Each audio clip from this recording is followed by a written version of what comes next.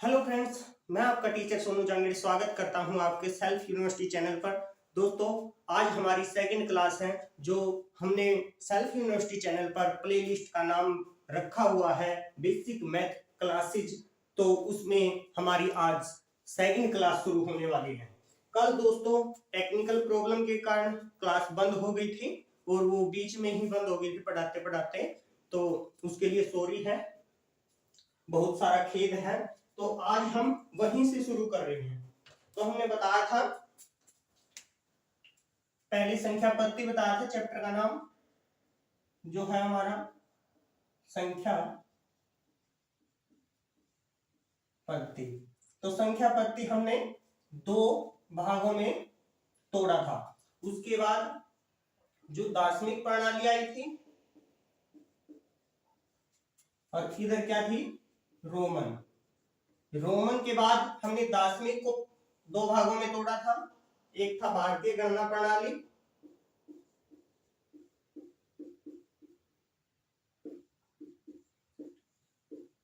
और एक था हमारा अंतरराष्ट्रीय गणना प्रणाली।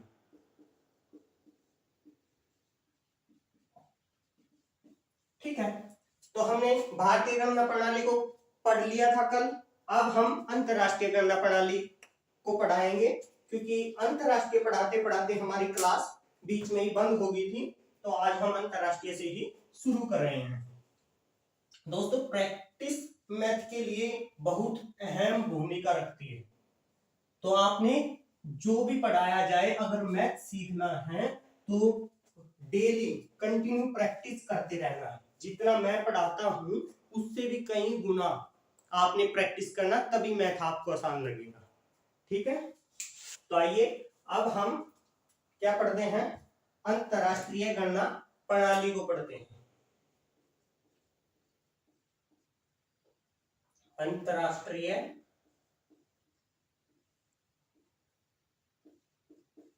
गणना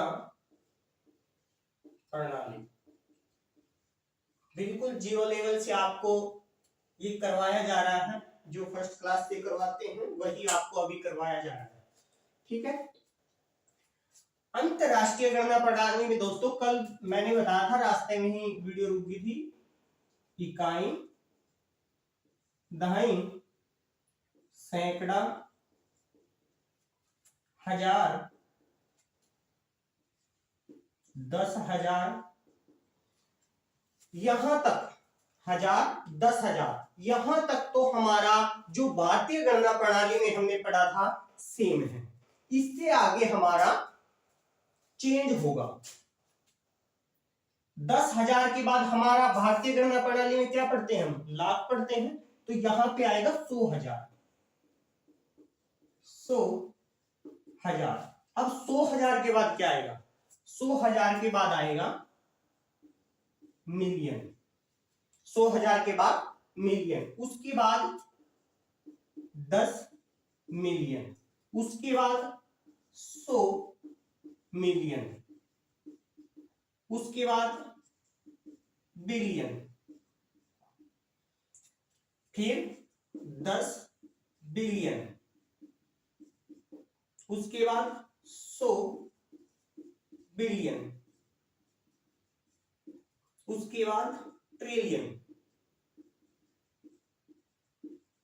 फिर 10 ट्रिलियन,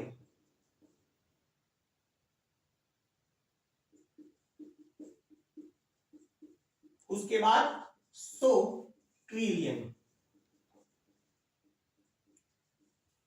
ऐसे दोस्तों हम अंतरराष्ट्रीय गणना प्रणाली में संख्याओं को पढ़ते हैं। अब हम कल मैंने भारतीय गणना प्रणाली में देखो, भारतीय गणना प्रणाली में जो बताया था वो क्या था, 1000, 10,000, बस दो के जोड़े, 1000 का इकाई और 1000 का दहाई। ऐसे ही आगे लाख आया था, फिर 10 लाख आया था, दो दो के जोड़े बनते चले थे। हर 1000 से सैकड़े से आगे दो दो जोड़े बने थे, 1000 के भी, लाख के भी, फिर उसके बाद करोड़ के भी, फिर अरब फिर खरब, ऐसे ही दो दो जोड़े बने थे। तो अब इसमें कितने जोड़े बन रहे हैं, कितने अंकों के, इसमें बने 3 अंकों के। 1000 1000 1000, million million million, billion billion billion, trillion trillion trillion. अब देखो 1000, उसके बाद 10,000, इसमें 100,000, फिर उसके बाद 1 मिलियन। यहां पे कोई अंक आएगा तो उसका 1 मिलियन, अगर 2 आएंगे तो इकट्ठे बोले जाएंगे कि इतने मिलियन है। तो अब हम पहले कोई संख्या से समझते हैं। 3 8 2 4 0 8 2। अब हम इसको कैसे लिखेंगे, कैसे पढ़ेंगे, कैसे लिखेंगे? तो हमने इसको लिखना है, किस में लिखना है, भारतीय गणना प्रणाली में नहीं लिखना, हमने अब अंतरराष्ट्रीय गणना प्रणाली में लिखना है। भारतीय गणना प्रणाली को हमने कल पढ़ लिया था। तो इसको कैसे लिखेंगे? अब देखो मिलियन की कितनी है, 3 अंकों के इकट्ठा जोड़ा है, समझ लो। ये जो एक है कि इकट्ठे अंक 3 अंक के, जैसे 1000 के 3, अब मिलियन के भी। तो इसमें आया हुआ कितना है, मिलियन का सिर्फ इकाई अंक आया है, मिलियन का 1 अंक आया है। तो हम मिलियन के नीचे कितना इकाई अंक है, तो हम इसको अकेला लिखेंगे कि 2 मिलियन। उसके बाद अब देखो 1000 के, देखो 1000 में 3 अंक है, 3 अंक में बीच में दाईं अंक की 0 दे रखा है, तो हम इसको लिखेंगे इकट्ठा। जैसे इसको लिखेंगे ना वैसे ही इसको लिखेंगे, क्योंकि ये भी 100 के हैं, तीनों हैं, ये भी 100 के। जैसे इसको लिखना वैसे ही इसको लिख के बस पीछे जिसके भी अंक हैं वही लिखना। जैसे 804, 804, 2 मिलियन यहां पे लिखा। उसके बाद 804, ये 804 का है, जो तीनों इकट्ठे हैं अंक, वो कौन से हैं, किसके हैं, 1000 के। तो 4, 804,000। उसके बाद जैसे हमने ये लिखा वही 200, ये तो सेम है उसमें भी, भारतीय गणना प्रणाली में भी 283। ठीक है, ऐसे हम अंतरराष्ट्रीय गणना प्रणाली में लिखते हैं। आगे अगर हम कोई दूसरी संख्या और लेते हैं, जैसे यहां पे 0 के बजाय यहां पे 2 होता, तो कैसे बोलते इसको, 2,824,283। अगर हम इसकी अब यहां पे 3 लिखते हैं, तो अब क्या 32, ये इकट्ठा बोला जाएगा।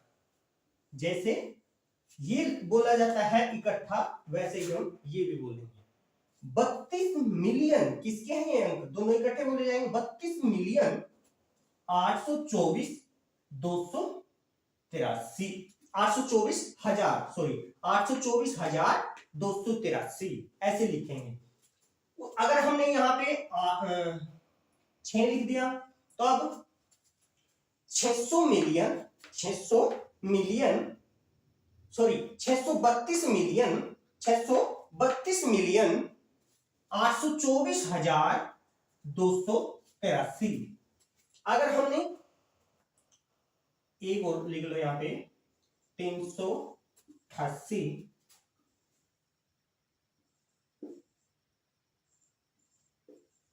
इसको कैसे लिखेंगे, इसको लिखेंगे 388 मिलियन 443,702। ठीक है, अब हम अगर यहां पे कोई संख्या लिखते हैं, बिलियन का 1 अंक है, ठीक है, तो 8 बिलियन 388 क्या है, मिलियन। उसके बाद 443,000, उसके बाद 702। ऐसे हम अंतरराष्ट्रीय गणना प्रणाली में लिखते हैं। अंतरराष्ट्रीय गणना प्रणाली में दोस्तों आपने YouTube पे भी देखा है, YouTube पे जब व्यू आते हैं या लाइक दिखाए जाते हैं, तब उसके पीछे के लिखा जाता है ना, और उसके जैसे 836 के ऐसे लिखा जाता है। तो वो 836 के ये है, ठीक है। के का मतलब 1000 होता है, और ये जैसे 824 लगा लो, 824 के लगा दिया तो ये 824,000 है, ठीक है। ऐसे ही 836 क्या है, 1000 है। उसके बाद जब ये आंकड़ा कंप्लीट होके एक अंक बढ़ जाता है तो वो मिलियन में आ जाता है, और तब उस पे एक एम लिखा जाता है। और यूट्यूब एक क्या है, अमेरिका का सोशल मीडिया प्लेटफॉर्म है, और ये इसलिए ही अमेरिका का होने के कारण अंतरराष्ट्रीय गणना प्रणाली होती है वहां पे। अंतरराष्ट्रीय गणना प्रणाली में वो मिलियन, 100,000 ऐसे पढ़े जाते हैं, ठीक है। अब हम आगे बढ़ते हैं। अब मैंने बताया था कि जो संख्या पद्धति के दो भाग होते हैं, एक दार्शनिक संख्या प्रणाली, एक रोमन संख्या प्रणाली। तो हम पहले रोमन संख्या प्रणाली जितनी भी हमारे काम की है, सिर्फ पार्ट बनाने के लिए यूज होती है, वैसे तो कहीं यूज करते नहीं। एक बार लिखना सीख लो कि सिर्फ यही कि लिखी कैसे जाती है वो, क्योंकि वो भी हमारे गणित का एक भाग है। और मैं नहीं चाहता कुछ भी छूटे, आपको सब कुछ आना चाहिए। अगर आप सेल्फ यूनिवर्सिटी चैनल पर पढ़ रहे हैं तो सब कुछ आना चाहिए। अब हम आपको रोमन संख्या प्रणाली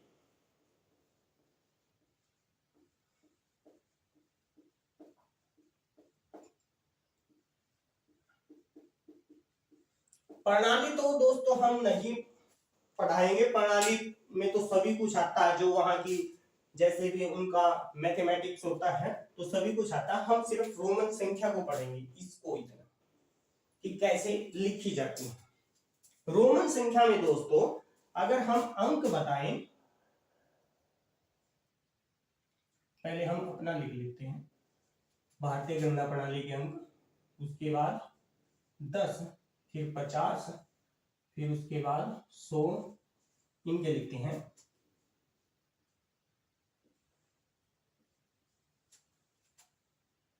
ये अकेला भी लिखा जा सकता है।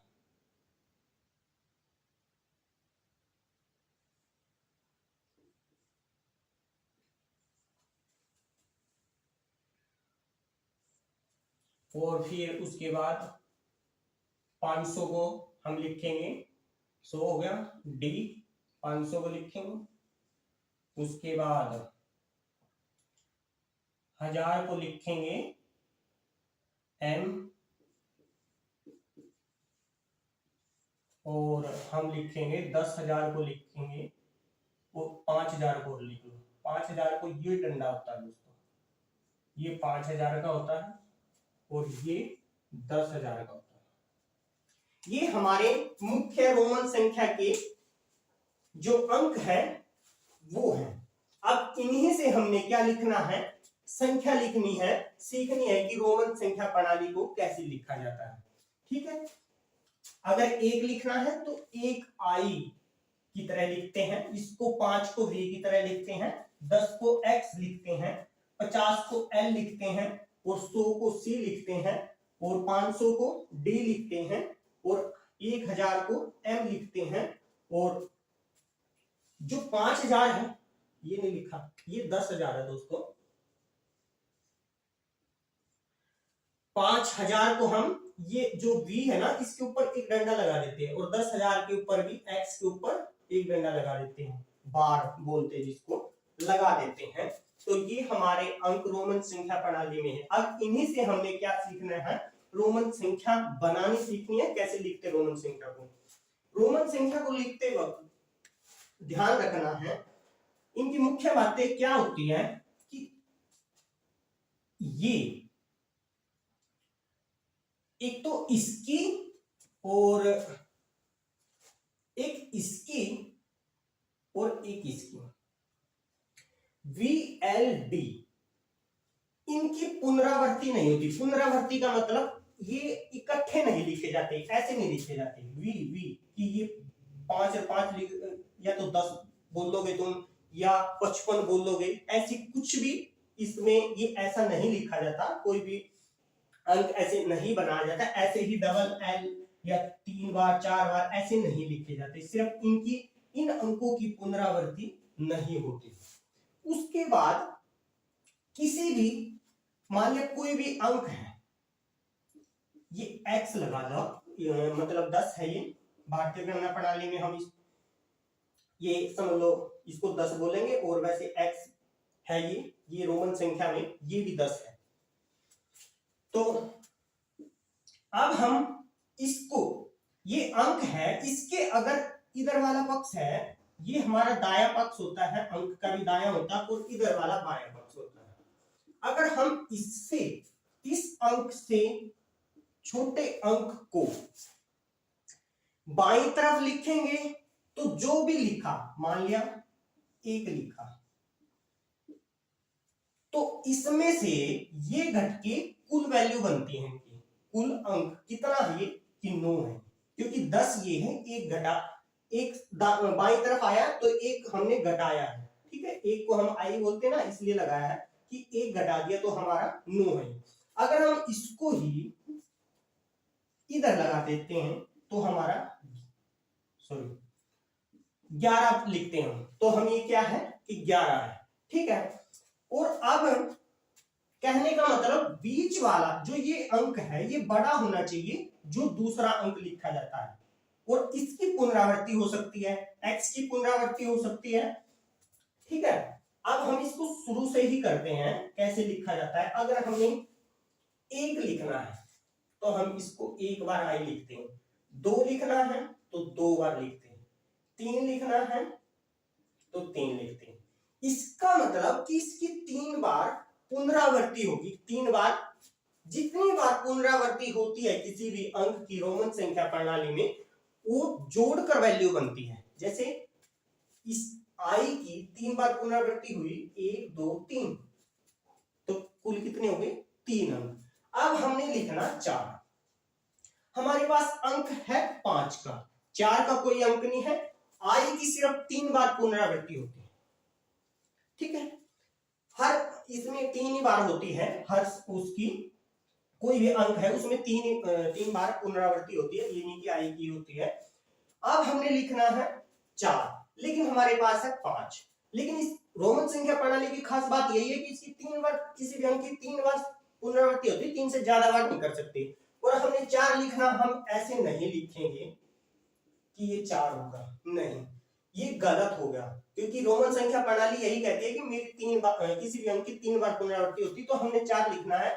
तो हमने क्या है, ये बड़ा अंक लिखा, किससे, 3 से बड़ा अंक लिख दिया, और हमारे पास 4 5 से कितना होता है, मानिए ये 5 है, एक अंक छोटा है, तो हमने बोला था कि अभी किसी भी बड़े अंक के हमने छोटा अंक बाईं तरफ लिख दिया तो वो घटकर वैल्यू बनती है। तो हमने इसकी तरफ एक अंक कम है तो एक ये है, इसकी बाईं तरफ लिख दिया तो ये अंक घटकर वैल्यू बनी, तो ये हुआ 4। अब भी ये 5 आ गया, 5। तो अब उसके बाद अगर हमारे पास 6 लिखना है तो अब हमने क्या करना है, इस 5 के साथ एक जोड़ देंगे। जोड़ना क्या है कि हमने दाईं तरफ लिखना है, अंक की दाईं तरफ, तो एक जोड़ दिया। उसके बाद 7 लिखना है तो 2 जोड़ दिए, 8 लिखना है तो 3 जोड़ दिए। अब फिर 3 बार पुनरावृत्ति होगी, आई की 3 बार पुनरावृत्ति होगी दाईं तरफ, और ये जोड़कर इसमें जुड़ गए, 5 ये है 3 ये, 8 हो गए। अब हमने लिखना 9, और हमारे पास अंक है 10 का, अंक है 10 का। तो हमने क्या किया, x को 10 बोलते हैं, x को क्या बोलते हैं 10, और हमने लिखना है 9। तो हमने बोला है कि कोई पुनरावृत्ति तो होगी नहीं कि हम 4 5 की ये लिख देंगे, 4 बार आई लिख देंगे, नहीं, ये गलत होगा। रोमन संख्या प्रणाली यही बोलती है कि मेरे अंक की 3 बार पुनरावृत्ति नहीं हो सकती। तो हमने क्या किया, ये 10 है और हमने ये 10, अगर 9 है, 9 10 अंतर कितना, 1 का। कहने का मतलब 10 से 1 छोटा 9 है, तो हमने 10 से 1 छोटा बनाना, तो हम इसकी बाईं तरफ क्या लिखेंगे, 1 अंक आई लिख देंगे, तो ये 9 हो गया। कि बाईं तरफ लिखने से बड़े अंक के छोटा अंक, तो हम वैल्यू घटकर बनती है। तो टोटल वैल्यू इसकी 10 में से 1 गया 9, तो ये 9 हो गया। 10 हमारे पास है। उसके बाद 11 लिखना है, तो हमने एक डंडा दाईं तरफ लगा दिया। क्यों? क्योंकि दाईं तरफ जुड़ती है, छोटा अंक जुड़ता है। उसके बाद 12 लिखना, 2 डंडे लगा दिए। 13 लिखना, 3 लगा दिए। उसके बाद 14 लिखना। अब देखो 14 लिखना है हमारे पास। अब वैल्यू जैसे मैंने बोला था ना, भारतीय गणना प्रणाली में 0 1 2 3 4 5 6 7 8 9 इन अंकों से बनी, इन अंकों से बनाई गई। तो ऐसे ही हमारे पास जब भारतीय गणना प्रणाली में इन 10 अंकों से संख्याएं बनी है सारी, मैंने पिछली क्लास में बोला था, आप डिटेल से समझिए उसको, डिटेल में सारी बात बता रखी है, बिल्कुल जीरो लेवल से है। तो जब हमारे पास देखो अब क्या है, 14 क्या होता है 10 प्लस 4, तो हमारे पास 10 तो है, और मैंने कहा किसी भी इस बड़े अंक के दाईं तरफ कोई छोटा अंक लिखेंगे तो जुड़कर वैल्यू बनती है। तो इसमें कितने कमी है 4 की, तो हमने 4 इसकी दाईं तरफ लिख देंगे। क्लियर? तो ये 4 है और ये 10 है, तो 14 हो गए। ऐसे ही 15 10 में 5 जोड़ दिया, ऐसे ही 16 17। उसके बाद 19वां आया। 19वां क्या है, 19 को कैसे लिखेंगे, 10 तो है ही, 9 क्या है, 9 क्या है ये, तो x i x, ये 9 होंगे, 19 हो गया। और उसके बाद 20 लिखना है। अब दोस्तों मैंने बोला था कि केवल 3 अंकों की, इन 3 अंकों की पुनरावृत्ति नहीं हो सकती। इसका मतलब इसकी पुनरावृत्ति हुई है, इसकी भी हो सकती है, इसकी भी हो सकती है। तो हमने ये लेना, इसकी पुनरावृत्ति हो सकती है। तो अगर हम जैसे इसकी पुनरावृत्ति करी थी, ये 10 10 और 10 20, तो हमने पुनरावृत्ति कर दी, ये 20 हो गया। ठीक है, क्लियर? उसके बाद अब हमने 21 लिखना है, 21 लिखना, 20 और उसके बाद दोबारा से वही कंटिन्यू चलना, 1 20 और 1 21। उसके बाद 22 लिखना, 2 2 और फिर 23 लिखना। उसके बाद तो सेम अंक यही चलेंगे। और मैंने बोला था कि किसी भी अंक की रोमन संख्या प्रणाली में 3 बार पुनरावृत्ति होती है, तो हम सिर्फ 30 तक ही ऐसे लिख सकते हैं। ठीक है, जैसे हमने 29 लिखा तो डबल x और ये आया। ठीक है, ये इसके, ये तो समझ ले पूरे हैं, 20 तो पूरे हैं, और ये जो है ना i, ये इसके साथ है, न कि इसके साथ। ठीक है, ये इसके साथ है, और ये इसके एक घटके 10 में से 1 गया 9 है, प्लस 9 29, ऐसे है ये। ठीक है, उसके बाद 3 बार पुनरावृत्ति होगी, ये 30 हो गया। उसके बाद 31वां लिखना है। 31वां लिख के हम थोड़ा साफ कर ले बोर्ड, यहां पे बताते हैं आपको। 30 बार 3 बार पुनरावृत्ति होगी, मान लिया 30 हमारा आया, ये 30 पुनरावृत्ति हो गई। उसके बाद हमने 31वां लिखना, तो इसके एक आई लगा देंगे। ठीक है, ये आई इसके साथ है, 20 पूरा है और 30 पूरे हो गए और एक जुड़ गया। ठीक है, तो ये 31 बन गया। उसके बाद समझ लो 20 प्लस 11। ठीक है, क्योंकि ये इसके साथ है। ठीक है, ये 31 हो गया। उसके बाद हमने ऐसे ही करते करते करते करते 39 पे आए। ठीक है, 39 को लिखेंगे,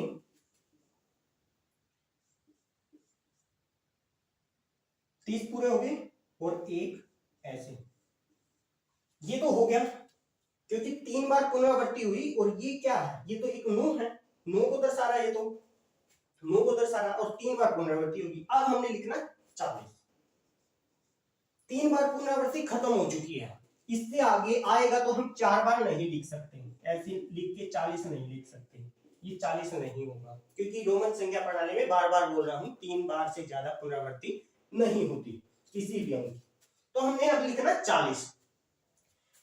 तो 40 लिखना, जैसे हमने यहां पे लगाओ, ये हमने 4 लिखना था और 5 का हम पे चिन्ह है, 5 का हम पे चिन्ह है, तो हमने 1 घटा दिया था क्योंकि 1 का चिन्ह है हमारे पास और 5 का है, तो हमने बाईं तरफ लगा दिया।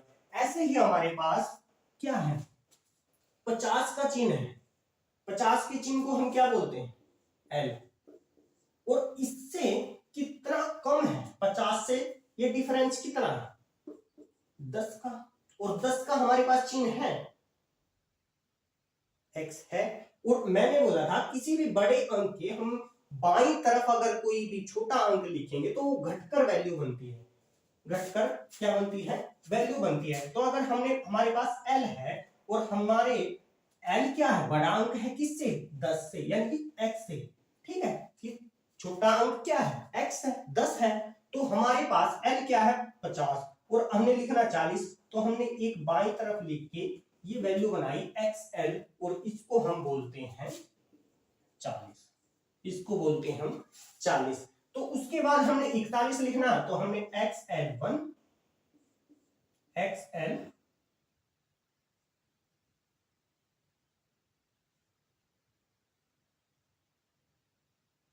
2, एक्स एल 3, ऐसे लिखते लिखते फिर 50 आ गया। ऐसे ही फिर 10 जुड़ जाएंगे, 60 लिखना है तो इसकी दाईं तरफ आ जाएगा, ठीक है, इसकी दाईं तरफ आ जाएगा, क्लियर। उसके बाद 3 बार फिर पुनरावृत्ति होगी, 80 तक लिखे जाएंगे ऐसे। उसके बाद हमने 90 लिखना है और 90 लिखते वक्त हमने क्या क्या करना, जैसे हमारे पास 80 तक हो गया, 89 तक हो गया, और 89 को हम लिख रहे हैं, oh sorry, L X X X, 3 बार पुनरावृत्ति होगी। उसके बाद इसमें कितना और जुड़ेगा, नोर, तो हमने ऐसे लिख दिया एल 50, 60, 70, 80 और 9 89। अब लिखना हमने 90, अब हमने लिखना 90, तो 90 को हम कैसे लिखेंगे, अब हमारे पास क्या है, क्या हमारे पास 100 है, अब हमने लिखना 100, ओ सॉरी 90 लिखना है, और हम 90, ये 90 है, ये 100 से कितना छोटा है, 100 का तो चिन्ह हमारे पास है, सी है, 10 का, तो हमने 10 घटाना, 10 कब घटेगा, जब हम किसी भी बड़े अंक की बाईं तरफ कोई चिन्ह लिखेंगे। तो ये हमारा एक्स सी यानी कि 100 में से 10 कम है, तो ये 90 है, तो इसको हम क्या बोलेंगे, इसको हम क्या बोलेंगे, 90 बोलेंगे। अगर हमने 91 लिखना है, 91 एक्स सी 1 ऐसे लिखेंगे, एक्स सी 2 ऐसे, कहने का मतलब अगर हम इसको ये 100 और 2, 102 और ये माइनस एक्स, कहने का मतलब 10 है, तो ये हमारा क्या है 92 ही है, कहने का मतलब ये घटकर वैल्यू बनती है इसकी, 102 में से ये 10 है, कहने चाहे इसको प्लस लगा लो क्योंकि ये बड़ा अंक और ये छोटा। अगर मैंने कहा कि बाईं तरफ लिखी हुई, ये तो समझाने के लिए कि इसमें से 10 कम है, ठीक है, ये 92 है, ठीक है, ऐसे ही फिर पूरा 100 आ जाएगा सी। ये मैंने आपको 100 तक संख्याएं लिखनी बताई है, और इतना तो आप कर लोगे बहुत रोमन संख्या प्रणाली में, क्योंकि कोई पूछता नहीं है, जनरल बात थी कि आप 100 तक रोमन संख्या प्रणाली में गिनती लिख दोगे, यही कोई पूछ सकता है, बाकी ये हमारे काम की बातें नहीं थी इससे ज्यादा। तो रोमन संख्या प्रणाली में आगे भी लिख सकते हो आप, ठीक है, इसकी भी पुनरावृत्ति हो जाएगी सी में। ये ज्यादा लंबे अंक बढ़ते चले जाते हैं दोस्तों, ठीक है, इनके लिए स्पेस बहुत चाहिए आगे जितना बड़ा अंक होगा। तो ऐसे ही हम आगे भी संख्याएं लिख सकते हैं। ये हमारा यहां तक का रोमन संख्या प्रणाली में। अब हम आपको संख्याओं के ये क्वेश्चन जो अब करवाएंगे हम, वो पेपर में छोटे टेस्टों में आते रहते हैं, कॉम्पिटिटिव एग्जाम में, और वैसे भी क्लासों में भी कई बार आते हैं ये क्वेश्चन, हमारे में भी आए थे जब हम 7th 6th क्लास में थे, तब भी आए थे ये क्वेश्चन। कहने का मतलब सबसे छोटा अगर इकाई अंक है, सबसे छोटा और एक सबसे बड़ा।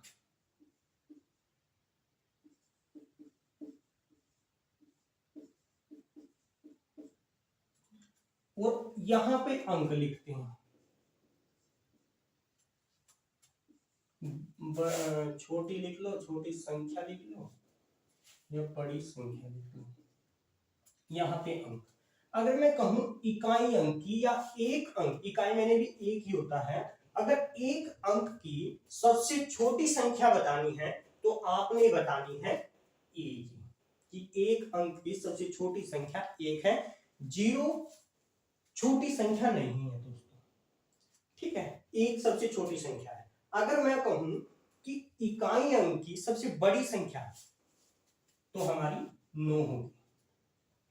अब हम दो अंक की बात करें, शुरू दो अंक कहां से होते हैं, 10 से होते हैं, कि 9 के बाद हमारा 10 आया, कि इस बड़ी संख्या से अगला अंक पूर्ण संख्या, 9 से अगली पूर्ण संख्या तो हमारी क्या होगी, दो अंक की सबसे छोटी संख्या होगी।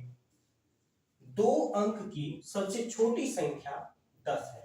और अगर हमने बड़ी संख्या की बात करी, जहां पर दो अंक खत्म होते हैं उसके बाद पूर्ण संख्या दो अंक की नहीं बनती, तो 99 की बात तो हमारी पूर्ण संख्या 100 आती है। तो ये 100 में कितने, 1 2 3, 1 2 3 तीन अंकों की होगी, लेकिन हमने कही दो अंकों की सबसे बड़ी संख्या, तो दो अंक तो 99 में खत्म हो जाए, तो हमारी 99। उसके बाद मैंने बोला इसके तुरंत बाद क्या खत्म हो रही है, तो वो तीन अंकों की संख्या बनेगी 100, और यहाँ पे 999, तो ये अंक कितने, 3, ठीक है। उसके बाद ऐसे ही यहाँ पे 1000 आ गया, और यहाँ पे 9999, 1 2 3 4, ये कितने अंकों की है, 4, और ये कितने अंकों की बड़ी संख्या है, 4 अंकों की। तो कहने का मतलब, अगर देखो यहां पे 99 के बाद 100 आया तो 3 अंकों की छोटी संख्या बनी, 3 अंकों की छोटी संख्या बनी। मैंने कल की क्लास में बोला था, जीरो एक ऐसा अंक बनाया गया था कि जिसके अगर अंक की बाईं तरफ अगर लगाते हैं किसी भी अंक के, यानी कि बड़े अंक के कोई भी, क्योंकि जीरो से तो सभी बड़े ही अंक हैं, धनात्मक जितने भी अंक हैं सभी बड़े ही हैं, तो अगर हम जीरो की हमने क्या लगाया, बाईं तरफ लगाया तो संख्या पर कोई प्रभाव नहीं पड़ेगा। अगर हम दाईं तरफ लगाएंगे तो संख्या का मान बदल जाएगा। जैसे यहाँ पे एक की अगर हमने एक जीरो लगाते तो हमारा 10 बना, अगर 2 लगाए तो 100 बना, ठीक है, अगर 3 लगाएंगे तो हमारा 1000 बना। तो संख्या का मान बदल जाता है अगर जीरो किसी भी अंक की दाईं तरफ आती है। तो ऐसे ही जितने भी अंक, मान लिया कोई 10 अंकों की संख्या पूछे तो हम 10 बार 9 लगा देंगे, 9 की 10 बार पुनरावृत्ति कर देंगे तो वो हमारी 10 अंकों की सबसे बड़ी संख्या हो जाएगी। अगर हमने वही 10 अंकों की छोटी संख्या पूछ ली तो हम 1 लगा के 9 जीरो लगा देंगे, ठीक है, 3 3 6 और 3 और इस समय 10 हो गए, तो ये हमारी 10 अंकों की सबसे छोटी संख्या होगी, ठीक है, कर लिया। और इनमें अंतर एक होता है कि इकाई अंक यानी कि एक अंक की सबसे छोटी संख्या दो अंक की सबसे छोटी संख्या से, एक अंक की सबसे बड़ी संख्या दो अंक की सबसे छोटी संख्या का अंतर कितना है, 1 का। ऐसे ही इसका अंतर कितना है, 1 का, इसका अंतर कितना है, 1 का, ठीक है। ये भी आपने, ये क्वेश्चन 6th 7th क्लास में एग्जाम में भी आते रहते हैं, और ये आपके अब जो नंबर सिस्टम वाला चैप्टर है उसमें काम आएंगे, क्लियर। तो यहां ये भी हो गया। अब हमारा अगला टॉपिक है, ऐसे ही हमने बड़ी संख्या भी बता दी कि 4 अंकों की बड़ी संख्या क्या होगी, 3 अंकों की क्या होगी, ये भी क्लियर हो गया। अब हम आरोही अवरोही का अर्थ समझ लो एक बार, ये 3rd क्लास का है। आरोही और अवरोही किसको बोलते हैं, आरोही व अवरोही।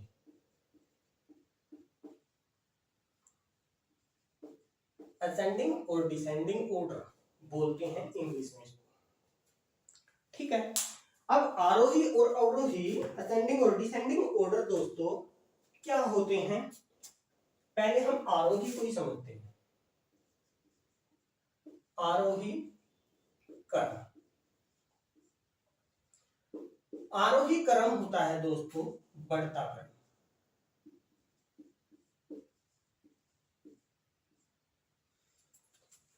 और अवरोही क्रम होता है घटता क्रम।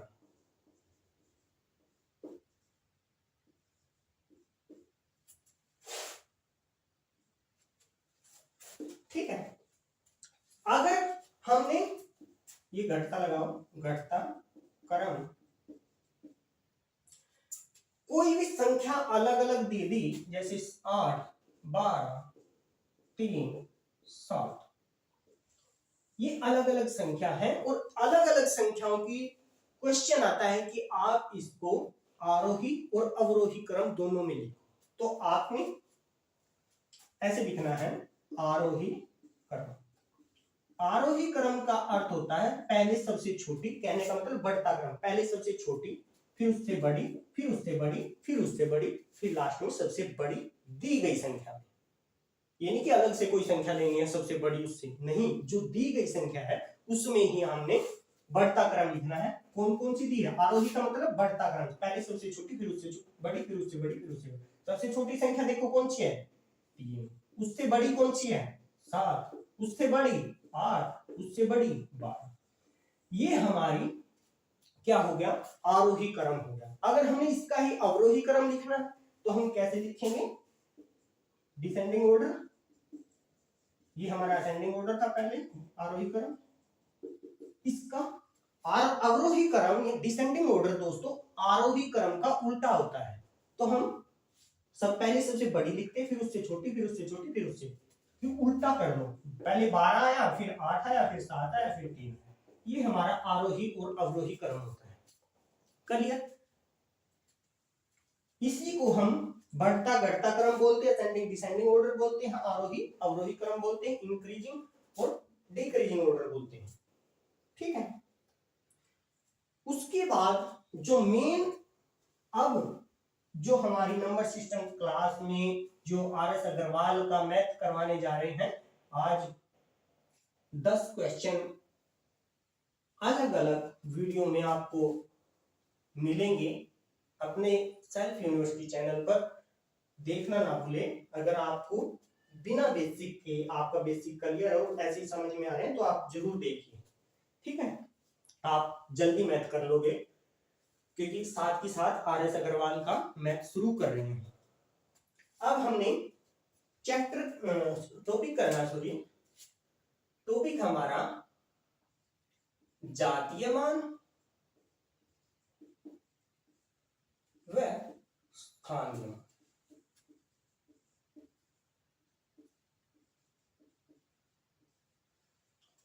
इसको बोलते हैं हम इंग्लिश में face value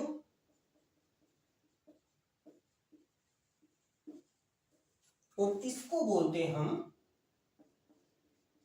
place value. Place मैंने होता है स्थान और फेस मैंने होता है उस कैसा दिख रहा है, चेहरा ही होता है उसका कि चेहरा क्या है। हम किसी को भी देखते हैं उसका तुरंत नाम याद रखते हैं कि क्या नाम है उसका, देखते ही बता देंगे कि कौन है, अगर हमने पहले देख रखा है। तो अगर हमने मान लिया इसको पढ़ रखा है, ये क्या है, ये क्या है, अगर हमने इसको पढ़ रखा है, ये चिन्ह किस चीज का है, हम बोलेंगे 5। तो इसका मतलब क्या है, जब हमने देखने से इसका फेस ये बता रहा है कि ये 5 है, तो ये इसकी वैल्यू 5 है। यही तो हमारा फेस वैल्यू, जातीय मान। और ये हमारा प्लेस वैल्यू। प्लेस वैल्यू का कब पता लगता है, जब हमने पिछले कक्षा में भारतीय गणना प्रणाली को सीखा था और उसके अंकों को इकाई दहाई लिख के पता लगाया था कि कोई भी अंक वैल्यू उसके स्थान थे वो। ठीक है, तो अब हम उसको सीखते हैं। अब मैं लिखूं 315, ये है। इसमें मैंने सभी अंकों की स्थानीय मान और सभी अंकों को, हाँ, स्थानीय मान और जातीय मान, फेस वैल्यू और प्लेस वैल्यू तीनों अंकों के बताने, कैसे अलग अलग बताने, कैसे बताएंगे। अब देखो, इसको लिखने के लिए हम इकाई, दहाई, सैकड़ा, एक और लिख लो, आगे एक एग्जांपल और ले लेंगे, 1000, 10,000, लाख, ये लिख लिया। आगे भी प्रैक्टिस करने के लिए आगे भी लिख लियो, और वैसे जब आपकी खूब प्रैक्टिस हो जाएगी तब आप ऐसे ही देख के बता दोगे, ऐसे इकाई, दहाई, सैकड़ा, हजार, जब भी फार्मूला याद हो जाएगा तो ऐसे बिना लिखे भी बता दोगे।